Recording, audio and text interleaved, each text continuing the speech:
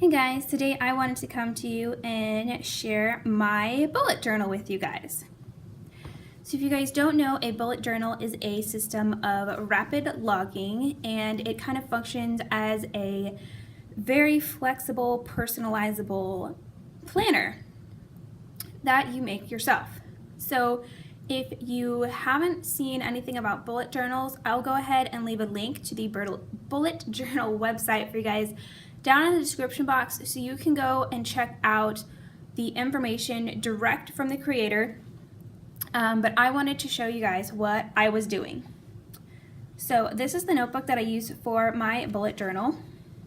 It is a Uni A5 dotted notebook.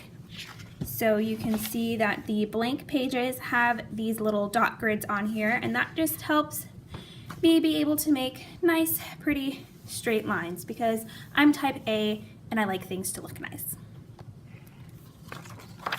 So if you go to the first page of my bullet journal, there is my index. I have a list of all of the things and what pages they're in, and that's for the rest of the index. Then I decided to put in a kind of calendar overview for the next year so that if I needed to look up a date, I could easily pop in here and see that on the calendar.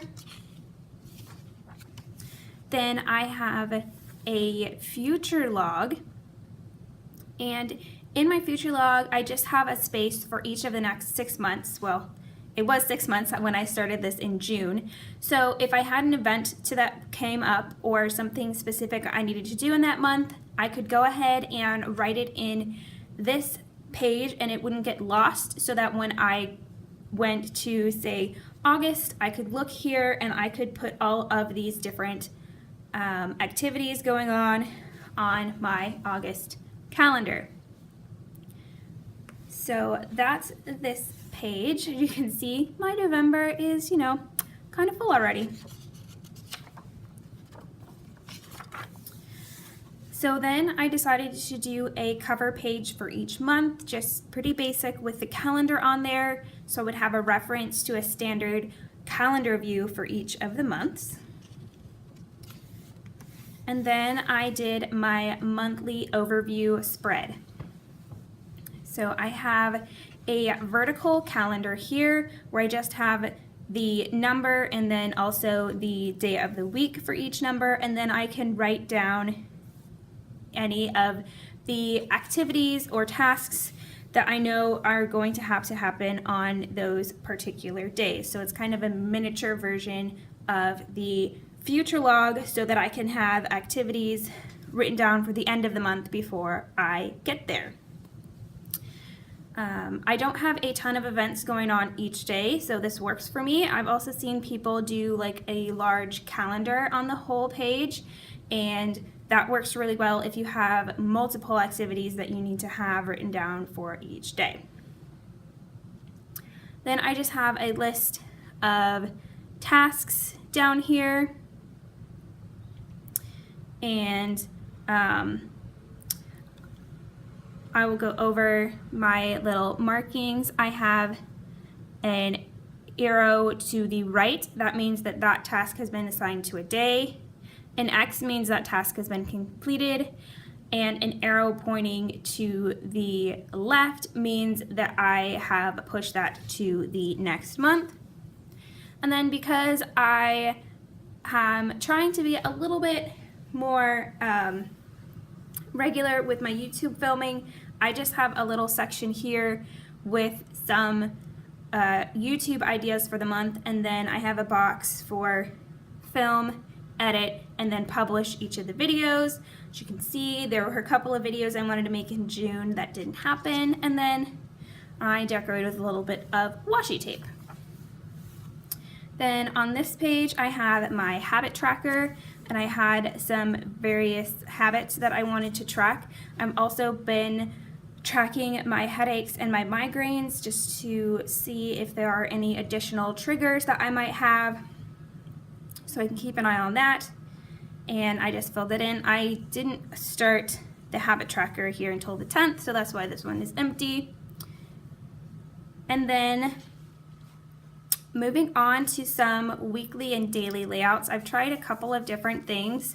So I started out with a weekly overview, and I had an event side and a to-do side. So this is an event, like I have a meeting or I am going someplace, and then the to-do are tasks that I would like to get done on that day. So for example, I have grocery shopping down here on Sunday, you know, for an event. This was Father's Day, so that's going to happen whether or not I do anything about it.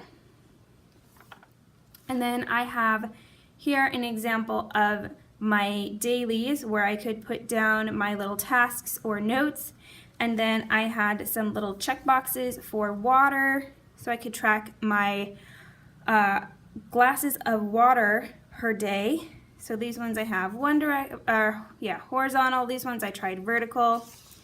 And I used this layout for a while. I ended up not liking it because it was an odd number of pages. So this week I tried doing a smaller weekly spread and then my dailies. And then when we get to July, I started doing some little doodles because I wanted to use this bullet journal to be able to practice my handwriting and also my doodling. Here's my habit tracker. I'm trying a different way of filling in the boxes.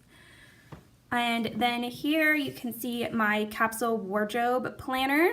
So this is a collection, which is a separate page that you put into your bullet journal. So I have this page listed in my index if I need to reference it again.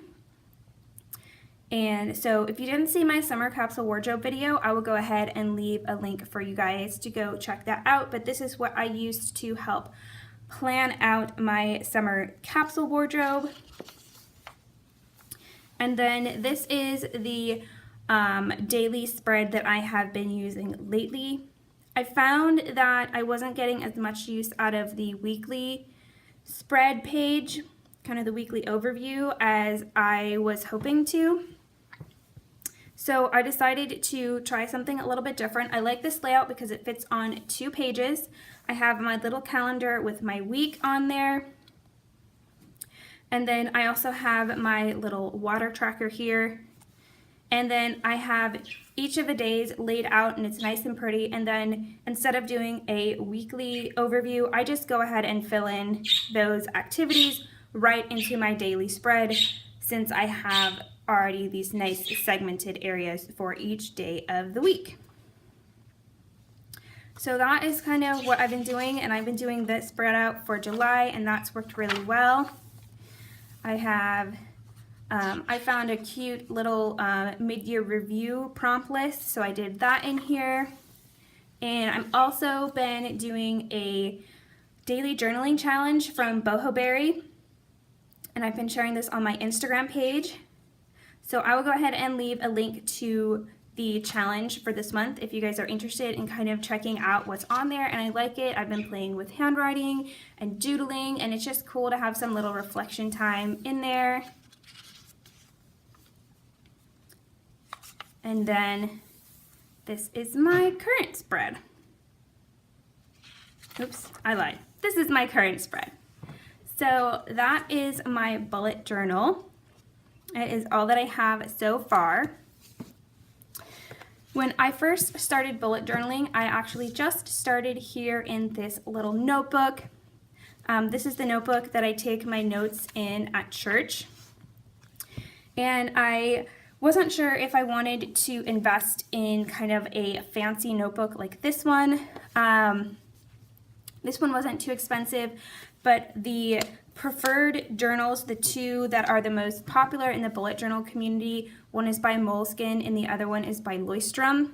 They're a little bit pricier. They're more in the $20 range, and I wasn't sure I really was wanting to spend $20 on a journal that I might not use. So all I did is I took this journal and I flipped it upside down, and I started a bullet journal in the back of this notebook just to kind of play around with it and see if I thought it would be something that I would actually use. And so I have my index, I have my kind of calendar overview, my future log, and then my very first spread, which I did for May. So you can see that this stayed pretty much the same. I did add the YouTube section on there. And then I started in with this weekly spread and then dailies here, kind of similar to what I first started with. And I put in a reflection page, but you know, I didn't use that. And then started right into June. Here's where I added the YouTube section. And yeah, finished out May and started out June. And then I had a little section for some notes for a meeting that I went to. And yeah, and then after this, I did a little spread where I took some notes about the things that I liked and the things that I didn't like and things I would want to add when I started my new bullet journal. And I did a little spread. I went to do some clothes shopping so that I would be really focused on that. And that is what I started in. So you definitely don't have to buy a fancy notebook to get started into bullet journaling. This one worked just fine, and it would have, if I could have continued to do this in this notebook. But I did want to just go ahead and keep the rest of it for my sermon notes and then get a separate one to carry around so I'm not going through notebooks quite so quickly. And especially now that I'm doing a little bit more journaling in here, like personal journaling, kind of want to keep that all together. So that's it for this video. You guys can let me know down in the comment section below if you are interested in hearing a little bit more about bullet journaling, maybe some supply videos, maybe some videos where I show you how I set up my bullet journal for a new month and for a new week.